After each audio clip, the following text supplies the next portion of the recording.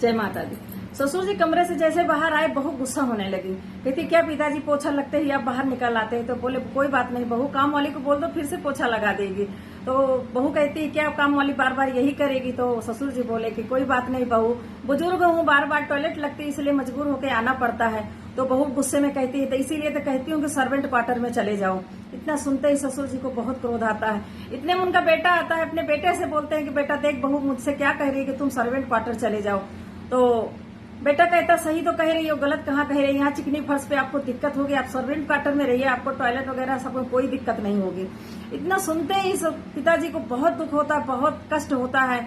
अपने कमरे में जाके वो बहुत परेशान होते हैं। उनकी पत्नी समझाती कोई बात नहीं, बच्चा है समझ जाएगा। तो कहते हैं नहीं, समझने वाली बात इसने की ही नहीं है। मैंने अपने पूरे जीवन की कमाई इस घर में लगा दी, मैं अपने पास कुछ भी नहीं रखा और अपने पेंशन भी इसको देता हूँ घर चलाने के लिए, फिर भी हमारी ये इज्जत कर रहा है। बहुत क्रोध होते हैं और फिर चुपचाप लेट जाते हैं। दूसरे दिन बेटा आता है, वो सोचते हैं कि शायद कल की माफी मांगने आया है, लेकिन वो माफी मांगने नहीं आता है। वो उसको अब उससे ससुराल वाले आने वाले होते हैं। तो पिताजी से कहता है कि पिताजी ऐसा है कि मेरे ससुराल वाले आ रहे हैं 15 दिन के लिए, मैंने आपके लिए होटल में बुक करा दिया है कमरा, आप दोनों वहीं रहिए, जब उन लोग चले जाएंगे तब आप चले आइएगा। इतना सुनते ही पिताजी का तो पारा 7वें आसमान में हो जाता है। बोलते हैं ऐसा है, ये घर मेरा है, मैंने अपनी कमाई से बनवाया है, इसमें न तेरे पुरखों का पैसा लगा है न किसी का, ये मेरा है, मैं छोड़ के नहीं जाऊंगा। ऐसा कर तू अपने मेहमानों को होटल में रख दे। इतना सुनते ही बेटा जो है पैर पटकता हुआ चला जाता है। दूसरे दिनों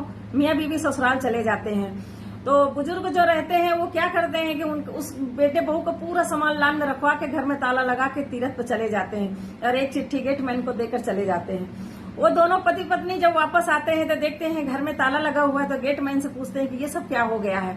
तो बोले ये मालिक ने किया है, मालिक ने आपका सामान लान में रखवा दिया है और ये चिट्ठी दी है। वो चिट्ठी देखते हैं, उसमें लिखा होता है कि गांव में मैंने घर बनवाया था, जो पहले वो घर है, खेत है, वो जो तुमको अगर कुछ करना है तो आप गांव चले जाओ, इस घर में रहने के तुम अधिकारी नहीं हो, क्योंकि तुम ना मेरे बेटे हो और ना मैं तुम्हारा पिता हूँ, क्योंकि तुमने बेटे वाला कोई कर्तव्य नहीं निभाया और मैं बेइज्जती नहीं बर्दाश्त कर सकता हूँ। अभी इतनी हमारे हड्डियों में दम है कि हम अपना खर्चा चला सकते हैं और आप कहाँ रहते हो इससे मुझे कोई मतलब नहीं है, इस घर से तुम्हारा कोई लेना देना नहीं है, क्योंकि ये तुम्हारे पुरखों का नहीं है, मेरी कमाई का है।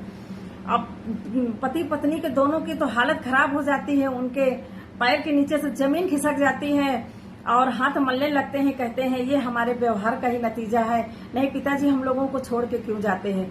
लेकिन कहते हैं ना, अब पछताने से क्या होता है, आछे दिन पाछे गए, जो गुरु ने किया न हेत, अब पछताए होत क्या, जब चिड़िया चुग गई खेत। जब सब कुछ बर्बाद करके जब आंखें खुली तो उससे कुछ हासिल नहीं होता।